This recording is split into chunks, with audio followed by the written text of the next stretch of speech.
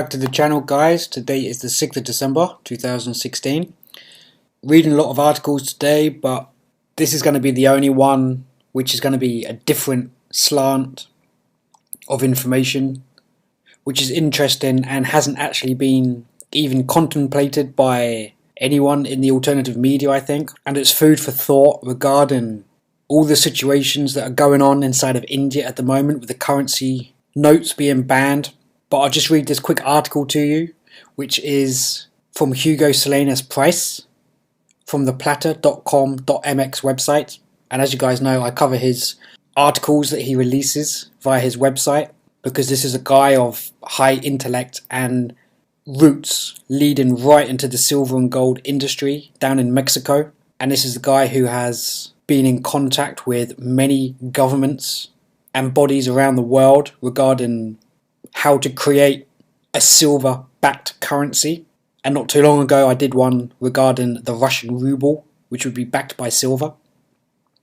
And funnily enough, linking on from the Webbot report this month in December, there is rumours through that Webbot, through the linguistics, that Mexico will be issuing a silver-backed currency.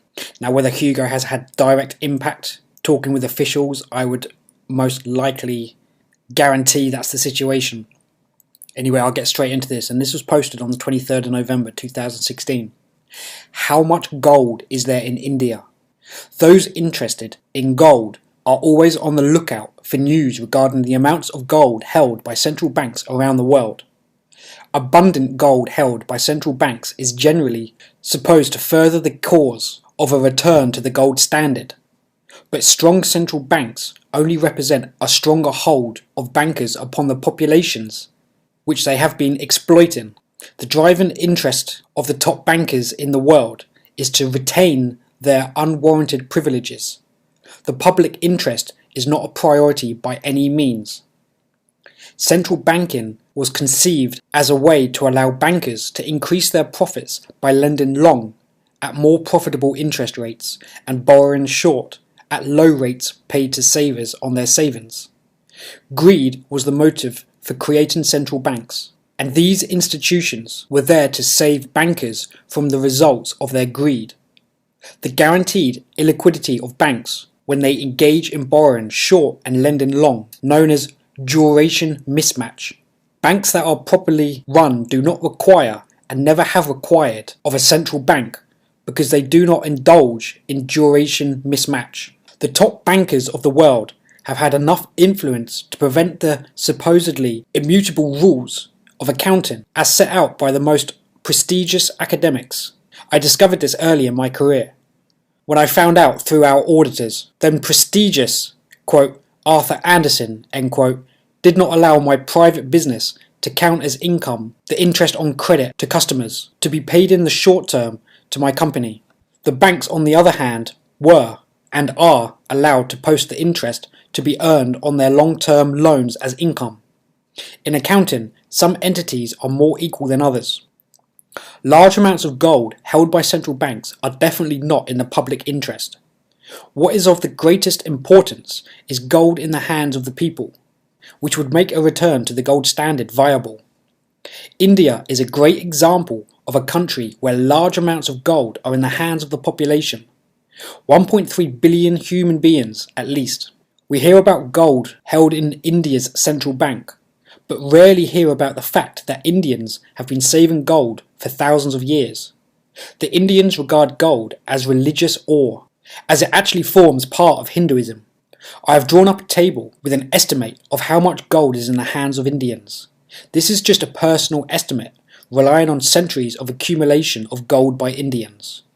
And you'll now see on your screens the totals he has estimated being held by the population. Now obviously we can see the quantities of gold beginning with the largest on down to the smallest. So what he's done here is he's split 1.1 billion people. Obviously children and young minors won't actually have any physical form. So that's why 200 million, and also the people in poverty who are unlikely to have any single gram of gold.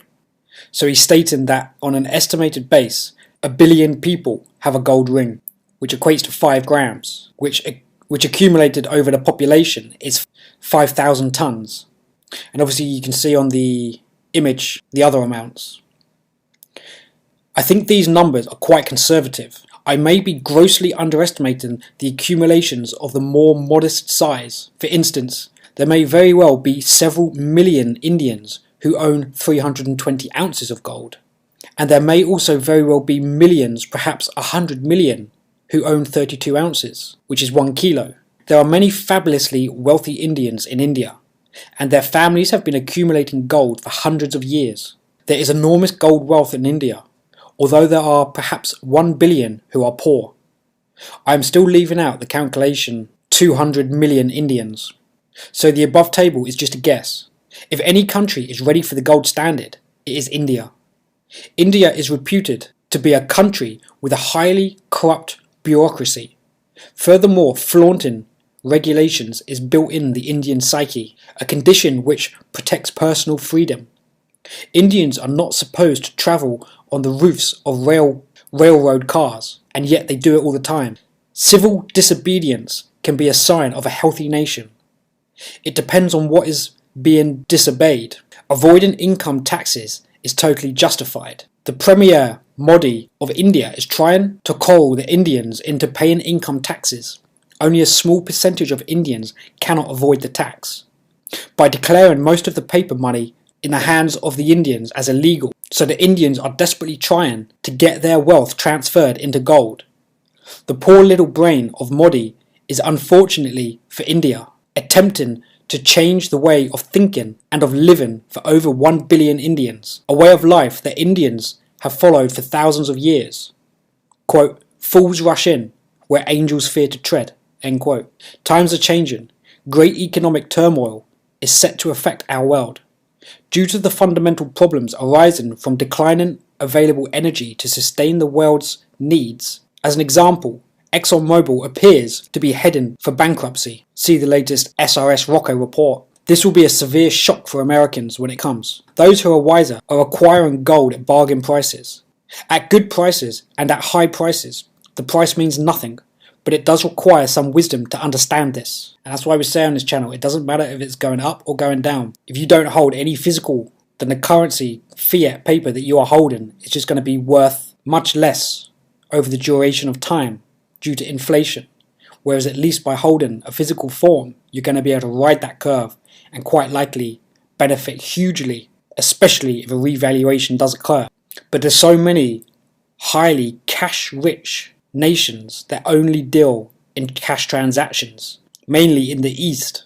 And obviously the Philippines, where I am at the moment, is one of them. India, obviously hugely involved with cash. And when you look at it, being 1.2 billion people, that's over 1/7 of the global population. So their estimations of a conservative 41,000 tons when supposedly Fort Knox, which as we know will be having absolutely nothing in their vault, is supposedly holding 8,000 tons. And I wonder if you did the same calculation inside of the Western world, how much gold is held inside each of the Western nations outside of the banking sector. So when they're talking about a possible shift of wealth from the West to the East, you can understand why India could benefit hugely in a revaluation, becoming quite likely a mega powerfully rich capita per head based upon gold holdings of individuals and families created over the generations. So it's food for thought, guys, just understanding that there's a sheer volume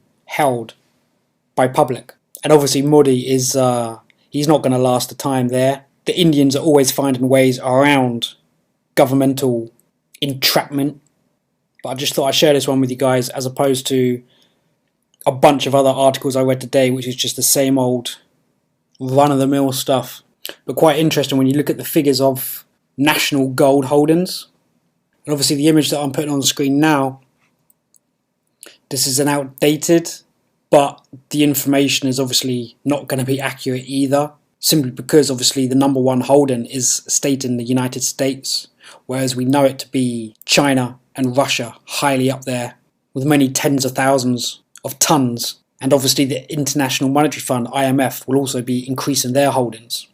But it puts it really in context of, well, if India has held by the people 41 tons, on a conservative estimate, then that's more than every single country on this list added together. Anyway guys, I'll leave it there, and please let me know what your comments are, and I'll see you on the next video.